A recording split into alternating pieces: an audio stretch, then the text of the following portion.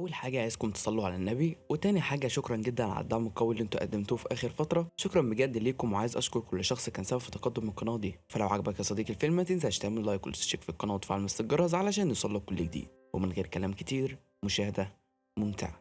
بيبتدي الفيلم بتاعنا بواحد اسمه جون وهو بيتكلم مع صاحبه اللي اسمه سلو. بعد كده بيقول له سلو انه يجهز نفسه علشان ينزلوا يلعبوا مع اصحابهم، وبعديها يروحوا الشط وينزلوا الميه. فبيوافق جون وبيغير هدومه وبينزل مع سلو، وبعدها بيروحوا يقابلوا اصحابهم وبيفضلوا يلعبوا كورة سلة مع بعض وبيسلوا في وقتهم. وبعد كده بيروحوا كلهم للشط وبيفضلوا يعوموا ويهزروا مع بعض، والكل بيكون فرحان ومستمتع. وبعد ما بيخلصوا لعب وهزار بيقرروا كلهم انهم يمشوا ويروحوا البيت، ما عدا جون وسلو بيقرروا يفضلوا مع بعض شويه. وبعد كده بيقعدوا الاتنين مع بعض وبيتكلموا علشان يضيعوا في الوقت. فبعد كده بيقول سلو لجون انه عايز يعدي من الضفه التانيه من النهر ديت علشان يشوف البيوت الفخمه بتاعت الناس الاغنياء اللي هناك. وبنعرف ان جون وسلو حالتهم الماديه صعبه، فبيوافق جون على راي سلو وبيتجهوا هما الاتنين الى الضفه التانيه. لكن الفكره انهم ما كانوش عارفين هيعدوا النهر دوت ازاي، وبالصدفه هما بيتكلموا لقوا شخص معاه مركب شافوه وبيركنها على الضفه اللي هما فيها، وبعد كده بيسيبها وبيمشي. وجات لهم فكره انهم يقرروا يسرقوا المركب دوت ويعدوا بيه للضفه التانيه. وبالفعل بياخدوا المركب وبيتحركوا للضفه التانيه، وبيفضلوا يتفرجوا بقى على القصور والبيوت الفخمه وبيتمنوا يعيشوا زي الناس الاغنياء دول. وهما بيتفرجوا لقوا مجموعه من الشباب بينطوا في الميه، لكن فيهم شاب نط على بنت صغيره بتعوم في الميه، بالتالي خلى البنت دي تغرق. فاول ما جون شاف المنظر دوت نط بسرعه من المركب وبيروح ناحيه البيت، وبيجي لهم سلو بيطلعهم على المركب، وبيكونوا نقذوا البنت الصغيره ديت وبتكون اسمها باتريك. وبيرجعوها بعد كده لابوها اللي اسمه فرانك، وبيكون خايف على بنته جدا علشان بيحبها جدا جدا. بياخد فرانك جون وسلو وبيوديهم البيت بتاعه عشان يجيب لجون هدوم بدل اللي اتبلت. وطول الطريق عمال يشكرهم علشان انقذوا بنته. ولما بيوصلوا البيت بيتضح ان فرانك غني جدا، وبعد كده بيقول لهم انهم ياخدوا راحتهم في البيت بيتهم يعني. وبيفضل بقى سلو وجون بيتفرجوا على المكان وهم مبهورين جدا. وفجأة بيقابل جون بنت جميلة بتمشي في البيت واعجب بيها من اول نظرة، والبنت دي تبقى بنت فرانك الكبيرة وبتكون اسمها اليزابيث. وبتستغرب منهم على وجودهم لحد ما فرانك بيتدخل وبيحكي لها على اللي حصل، وبيقول لها ان الشابين دول هم اللي انقذوا اختها من الموت. وبعد كده بتمشي، وبيصمم فرانك انه يوصلهم لحد بيتهم. وبالفعل بياخد فرانك عربيته وبيوصلهم فعلا لحد البيت، وبيقول لهم لو احتاجتوا حاجه يكلموه فورا. وبعد كده بيودعهم وبيمشي. فبيروح جون يقعد مع اصحابه وهو لابس هدوم غاليه، وبيفضلوا يتريقوا عليه علشان الهدوم اللي لابسها. وبيجي تاني يوم وبتشوف اليزابيث هو وفرانك وهما الاتنين بيستقبلوا جدتها اللي جايه تقعد معاهم كام يوم.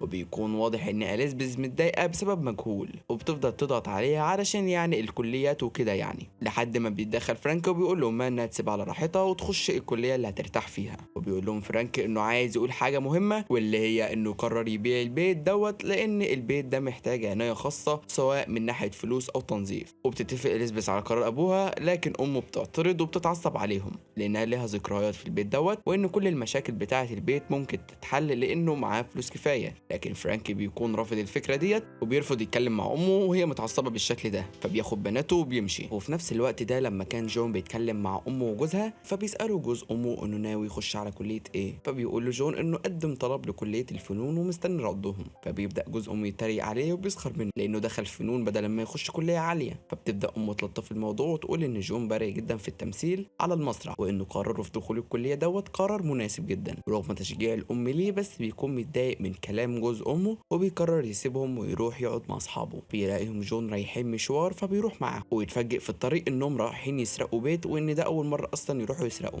وكانوا ناويين المره ديت انهم يسرقوا بيت فرانك، وبيكون سلو هو صاحب الفكره علشان فرانك غني. فبيعترض جون وبيقول له سلو انه كان طيب جدا معاهم. فبيقول له سلو انه مفيش حد غني كويس وكلهم زي بعض ويستاهلوا اللي بيحصل لهم. وللاسف ما بيعرفش يمنعهم جون وبيروح معاهم وهو متضايق ومتعصب. ولما بيوصلوا هناك اسلو بيقول لجون لو هو مش عايز يسرق معاهم يستناه بره ويراقب الجو، لكن جون بيقرر يدخل معاهم وبيبداوا ينتشروا في المكان وبيسرقوا اي حاجه قدامهم. ما عدا جون بيدخل اوضه اليزابيث وبيفضل يشوف حاجاتها، وبعد كده بيتفرج على صورها لحد ما بيقطعوا سلو بانه لقى مسدس في مكتب فرانك. فبيترعب جون اول ما بيشوف المسدس وبيطلب من سلو انه يرجعه لمكانه، لكن سلو بيرفض. وبيفضلوا يتخانقوا لحد ما فرانك وبناته بيوصلوا البيت. وبيلاحظ فرانك ان اناره البيت مفتوحه، فبيسيب بناته في العربيه وبيدخل يشوف ايه اللي بيحصل. فبيهربوا لما حسوا بيدخل حد البيت وهربوا بسرعه قبل ما حد يشوفهم. وساعتها بيكتشف فرانك بكل الحاجات اللي اتسرقت، وبيكتشف كمان ان المسدس مش موجود، فبيتصل بالشرطة وبيبلغهم باللي حصل. وأخيرا بيوصل الرد اللي كان مستنيه جون من الكلية، بيلاقي إن الكلية وافقت بانضمامه، ففرح جون وأمه وكانوا سعداء جدا بالخبر. وقال لسلو على اللي حصل وهو طاير طبعا من الفرحة، وبيكون فرحان ومبهور بالأجواء اللي حواليه. وبيدخل المحاضرة وبيشوف الدكتور اللي هيدرس له وكمان زمايله. والمفاجأة هنا بقى إن هو بيلاقي إليزابيث من ضمن زمايله اللي هيدرس معاهم، فبيتصدم ويتوتر وبيفرح في نفس الوقت. وبعد المحاضرة بيروح يكلمها وهي كانت ناسياه وافتكرت إن هو اللي أنقذ أختها. وبيلاحظ جون إن هي زعلانة ومتضايقة،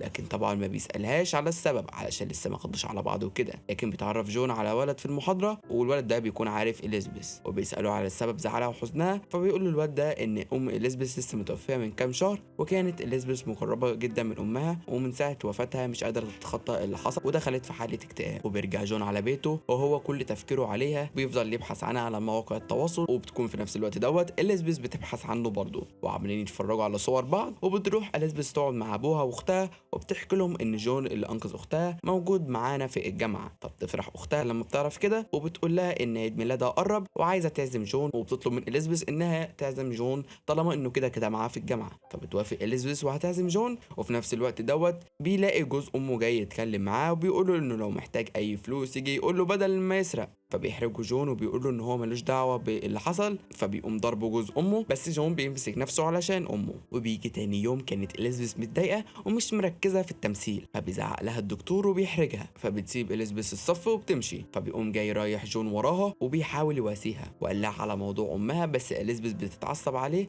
وبتسيبه وبتمشي. ولما بيجي تاني يوم رايح يعتذر لها على اللي حصل، فبتسامحه وبتعزمه على حفله عيد ميلاد اختها. فبيوافق جون، فبتطلب منه رقم تليفونه علشان يتواصلوا مع بعض، وطبعا هو بيوافق. وبعد كده رجع جون البيت، فجوز امه دخل عليه علشان يدقه كالعاده. فقام جاي ردد عليه بقى جون، قال له انا عارف ان عندك سجل اجرامي وبتشرب مخدرات وانك كمان مدمن. فبيقوم متعصب عليه جوز امه وبيضربه وبيرميه على الارض. وطبعا جون مش بيكون عارف يتخطى، ففضل ينادى على سلو. فبيقوم سلو راح بسرعه لجون وكان معاه السلاح وهدد جوز امه بالقتل، فراح خاف وجري. فبعد كده قام جون وشكره انه انقذه من المجنون فبيجي تاني يوم وجهز نفسه علشان يروح عيد ميلاد باتريك. وبعد كده بيقابلها وبيديها هديتها وبيهزر معاها. بيروح يتكلم مع اليزابيث وخدته على الاوضه علشان الدوشه اللي بره. وبعد كده بيفضلوا يتكلموا مع بعض، وبيكون واضح ان اليزابيث بدات تعجب بيه، وبيتفقوا انهم خلاص هيخرجوا مع بعض تاني يوم. وبعدها بيودعهم وبيمشي.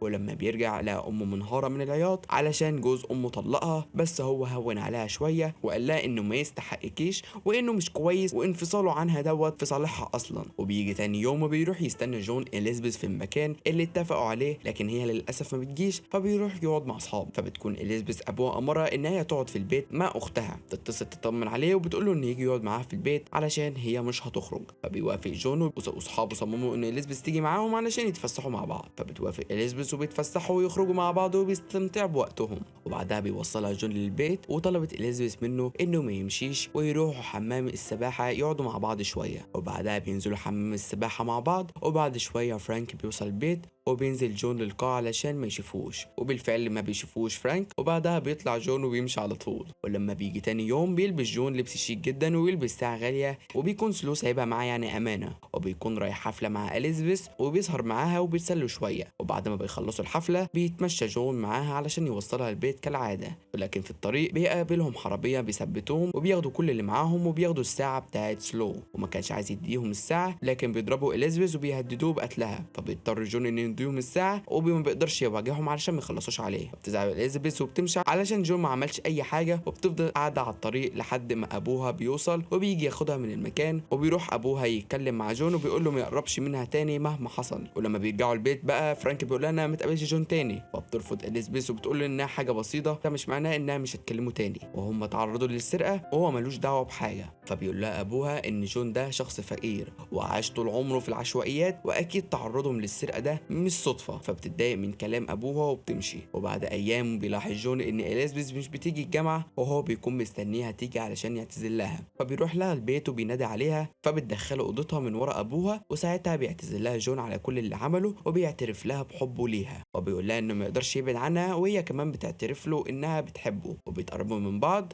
وفاهم وبيدخلوا في علاقة وكده يعني. وبتيجي الايام وجون واليزابيث بيقضوا ايام كتيره سوا لحد ما في يوم بيتصل سلو على جون وبيطلب منه انه يجيله علشان يجيب له الساعه. فبيروح جون وبيعترف له باللي حصل وبيقول له انها اتسرقت منه. فبيتعصب سلو وبيقول له ان الساعه غاليه جدا وان هو مديون من مجرمين وكان هيبيع الساعه ديت علشان ما يموتهوش. فبيقترح جون مكان في اجهزه غاليه علشان سلو يسدد ديونه للمجرمين دول، وبيروحوا يسرقوا الاجهزه وبيبيعوها. وبياخدوا جون للاستوديو بتاع الجامعه وبيسرقوا الاجهزه التسجيل والتصوير وبيهربوا من المكان. وتاني يوم بتلاقي اليزابيث جون سايب لها رساله بيقول لها انه بوظ كل حاجه وما تستاهلش انها تكون معاه وانها تستاهل شخص احسن منه. فبتستغرب اليزابيث ومش فاهمه ايه اللي بيحصل لحد ما بتعرف ان اجهزه التصوير اتسرقت. فبتستغرب اليزابيث وبتصدم لان محدش يعرف المكان ده غير هي وجون ومجموعه صغيره من صحابهم. ورغم كده بتحاول اليزابيث تقنع نفسها ان الموضوع ده صدفه مش اكتر. لكن لما بترجع اليزابيث من البيت بتشوف فيديو مسجل من الكاميرات المراقبه اللي في المنطقه، وكان في الفيديو دوت جون واصحابه وبيقتحم البيت في اليوم اللي اتسرقوا فيه. وفرانك ما كانش عايز يوريها الفيديو دوت علشان جون بره انقذ بنته من الموت وعلشان برضو اليزابيث ما تزعلش. فبتربط هنا اليزابيث الاحداث من بعض وبتتاكد ان جون حرامي.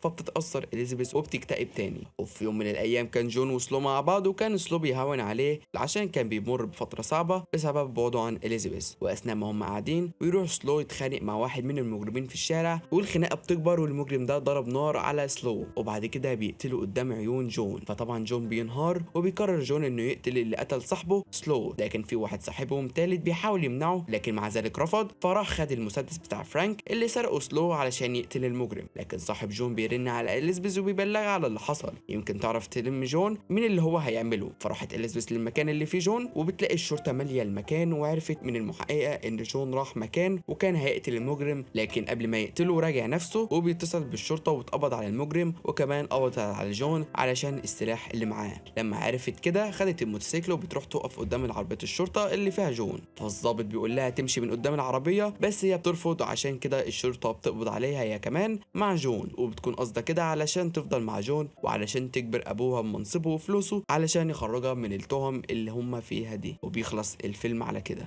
الفيديو دوت كتبه يوسف وسجله كريم اسامه اللي هو انا يعني. ما تنسوش اللايك والكومنت الجميل، ولو عايز فيلم معين اكتب لي كومنت باسم الفيلم وانا في اقرب وقت هنزله الملخص بتاعه. او ما تنساش تتابعنا على الانستجرام هتلاقينا اكتر هناك وبنرد على الكل. هتلاقوا كل الروابط في صندوق الديسكريبشن. وما تنساش تشترك في القناه وتفعل الجرس علشان يوصلك اي حاجه جديده ننزلها على القناه. وشكرا ليكم.